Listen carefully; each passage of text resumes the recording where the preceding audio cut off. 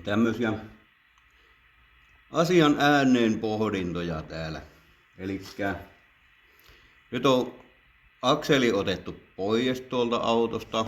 Elikkä jos ei, mä oon sovittanut sen Jaguarin etuakselin tuonne. Ja se on nyt tässä. Se on tuonne korin kiinnikkeet on nyt tehty.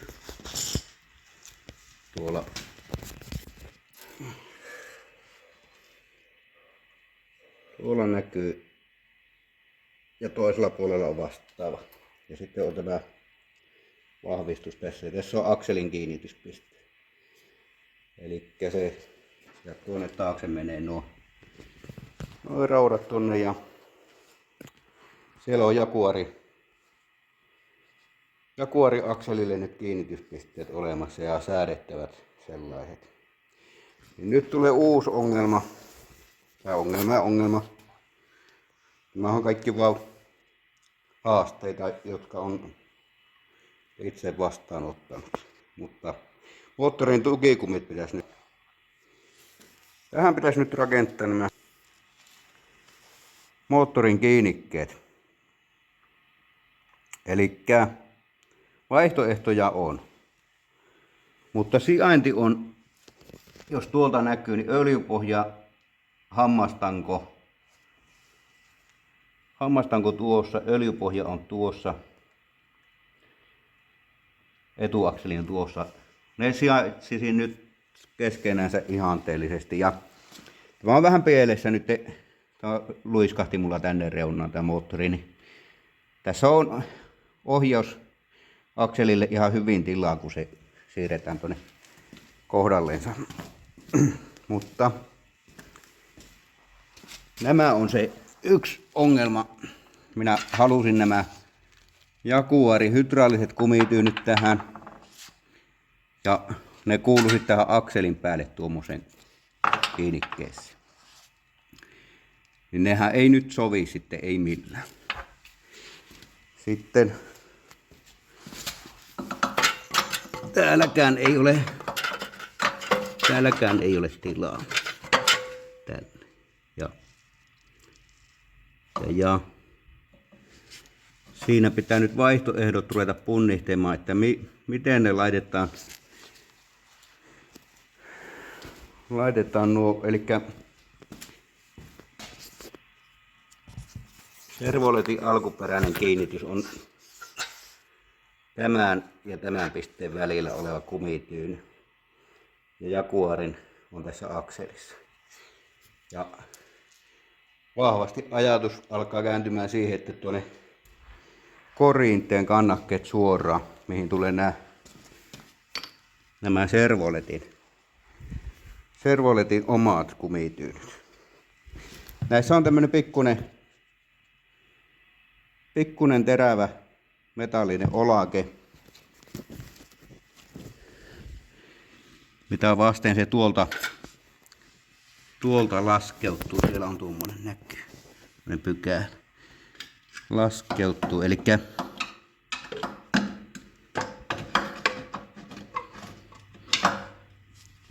asento olisi tuolla sitten tuommoinen. Pitäisi ne mallata paikalleen ja katsoa, että voiko tähän edelleenkin tähän akseliin mahdollisesti tehdä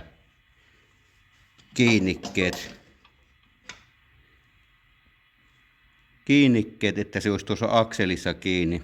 Sitten täytyy myös huomioida, että täällä on tämän etuakselin kallistuksen säätö. Ja jos tuohon tulee lisää kuormaa, että miten se vaikuttaa siihen. Sehän on tuonne tietysti kanttautuu se kuorma, eli ei se nyt paljon sitä. Mutta voi sillä olla merkitystä, että miten se tuetaan se tuki siihen. Ja tuossa olisi ohjaustehostimen pultin alla paikkaa tietysti, jos ton alle saisi tukevan raudan. Tai sitten, että tästä välistä vedetään sinne runkopalkkiin vaan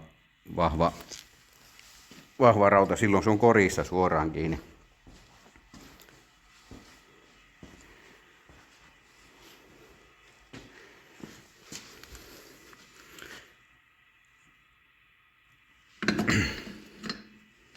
näin päin. Elikkä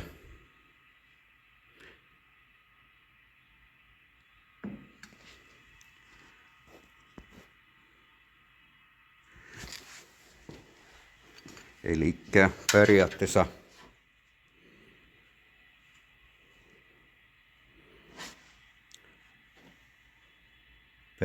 tämän tyylisesti oikealle kohdalle tänne pitäisi tuet rakentaa.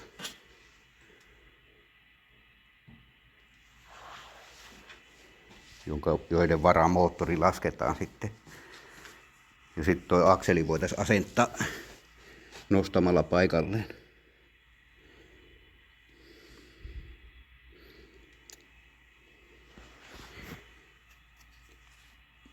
Nämä nyt paljon vähempi vie tilaa nämä Servoletin omat, mitä nämä Jaguarin vastaavat. Nämä on hydrauliset. No Jaguarin kumityynyt on niinku hydraulisesti vaimennettu, eli koriin kantautuu vähempi moottoriääniä. Ne on suunniteltu tietylle moottorille ja ne on tietyille moottorin kierroksilla vaimentaa tehokkaimmin. Eli ne ei välttämättä toimi tämän moottorin kanssa parhaalla mahdollisella tavalla, tai sitten ne voi toimia jopa yllättävänkin hyvin. Eli toi oli vielä pirun kallis, kun minä erehdyin toisen tilaamaan, kun toinen oli rikki, niin se tuli Amerikasta. En muista, olisiko se tullut 130 € maksamaan toimituksineen. Saattoi olla hyvinkin. Mutta olisiko siltä tullut jotain muuta siinä mukana, en muista. Se oli kohtuu arvokas osa.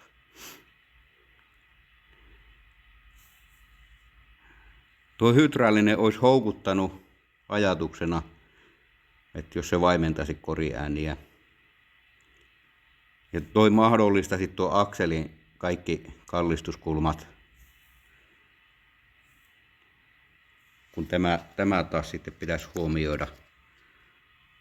huomioida, että se, kyllähän tässäkin pelivaraa on, ei siinä mitään. Ja tässä on tuo ohjaustehostimen pumppu, mikä tulee ottamaan tähän joka tapauksessa kiinni, jos tämä kumi jää.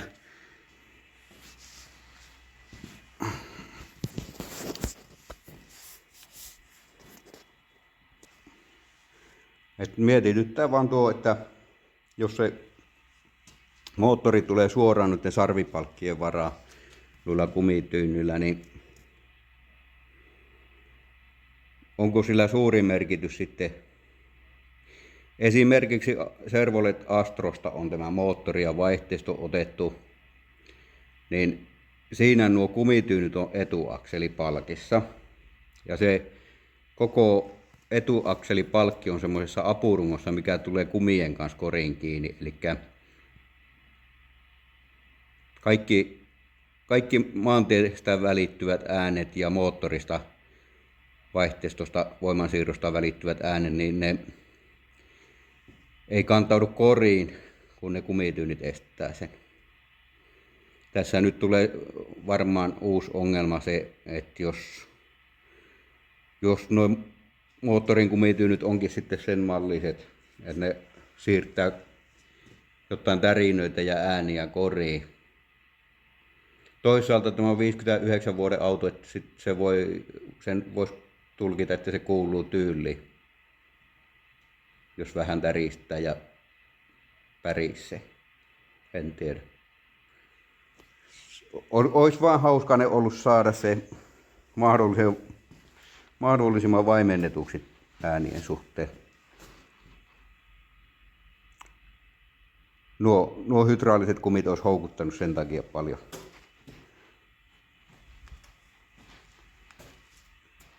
Jossain, ei puhuta edes kumista, hydraulinen, oliko se laageri nimellä jossain, kiinnityslaageri. Oli niin kuin englanninkielinen nimitys, oli, en muista miten se oli, vähän Laagerimaisena ne niin kuin puhutteleekin niitä. Kun tää Servoletin oma on ihan selkeästi kumimötti vaan täällä välissä. Joo.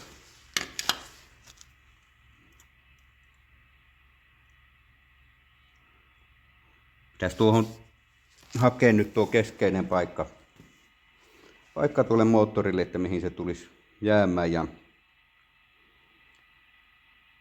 katsoa, että tekeekö sen tuohon akseliin ne kiinnikepisteet semmoiseksi, että ne on luotettavasti siinä. Tuohon akseli ei käsittääkseni saa hitsata, eli se pitäisi olla pulttiliitoksella oleva viritys sitten joka tapauksessa. Tuohon korin puoleen taas saa hitsata, mutta se vaatii sitten niin kuin isomman suunnittelun, että se sopii kaikki menemään sinne. Ja tästä joka tapauksessa tämä kompressori nyt lähtee pois. Minä olen tilannut, tähän tulee sellainen välipyörä. Itse asiassa se on tässä. Se tulee tähän. Hihna kiertää edelleen tuosta, mutta ajatuksena oli myös se, että ohjaustehostin voisi olla täällä ylempänä. Silloin tämä ohjaustehostimen pumppu ei vaatisi sitä tilaa täältä alhaalta. Ja mulla olisikin tuolla esimerkiksi Volvo-ohjaustehostin pumppu. Eli ton pumpun jos rakentaisit tuohon ylös, niin kyllä tänne alas saisi tilaa silloin. Toimisiko se hihnan kierto niin, että tuo vesipumppu pyörisi luotettavasti edelleen.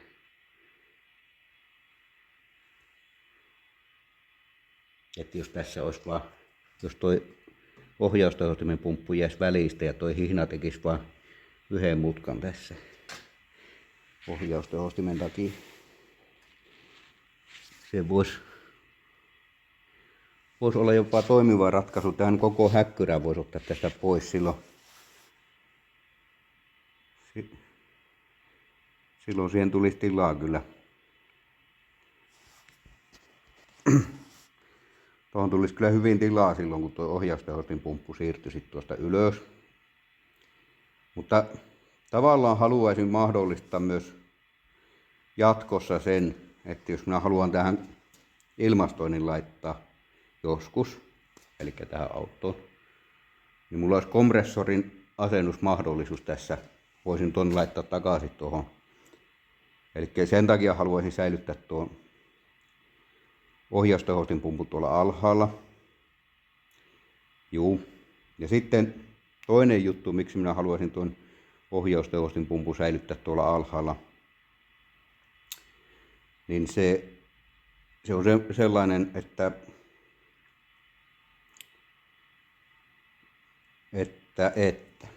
jos minä rakennan sen moottorin kannakkeet niin, että se mahdollistaa tämän kutoskoneen tilalle 8-koneen vaihtamisen myös.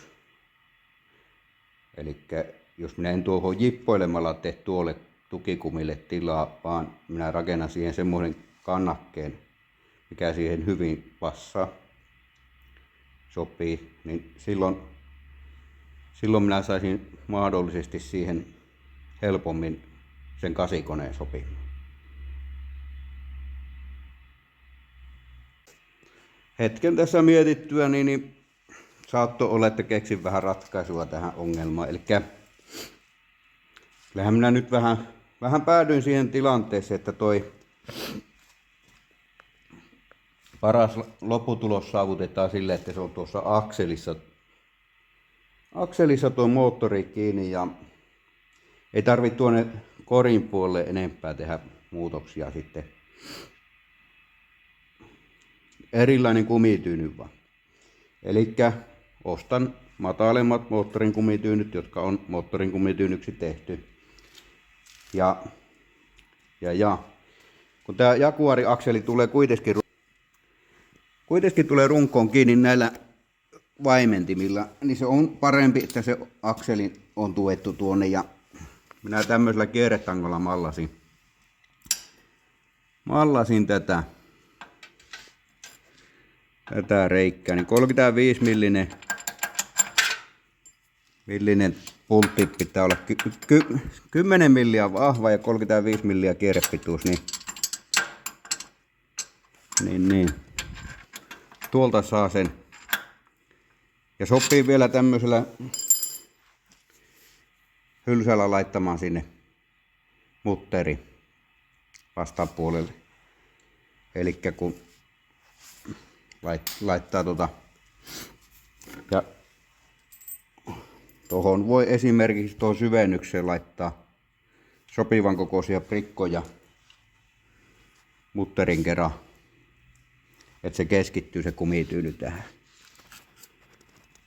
Tähän kun saa sen kumityynyn, niin sitten tuosta alkuperäisestä korvakosta tekee semmoisen ja polvioilla rakentaa siihen yhteyden. Niin silloin se pääsee tämä akseli kallistumaan ja kaikki paino, mitä on suunniteltu tässä akselissa moottorilta tulevan, niin on just oikeassa kohdassa, mikä on suunniteltukin. Eli se painopiste ei vaikuta siihen, että miten se akseli alle tykkää asettua, kun noihan on kumityynyt tosiaan tuolla takana. Ja tämänkin puolen haasteet oletettavasti sillä saadaan korjattua. Eli tuosta sitten rakentaa ne lätkät ja sitten semmoiset riittävä vahvuus vaan niille.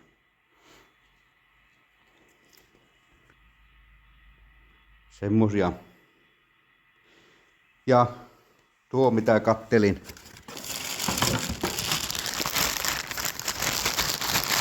Pekka Partanen varmaan tietääkin mikä tämä on. Se saattaa minua siellä seurata. Se oli rakentanut tänne itsellensä vastaavan kamppeeseen tukipyörän. Minä kun pöhköt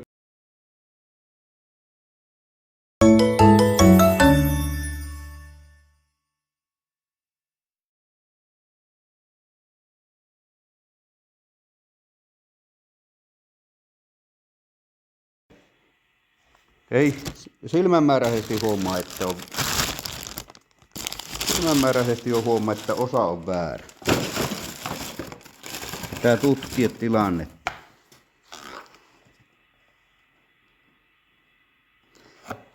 Kaikki menee tälleen nykyisin. Joo.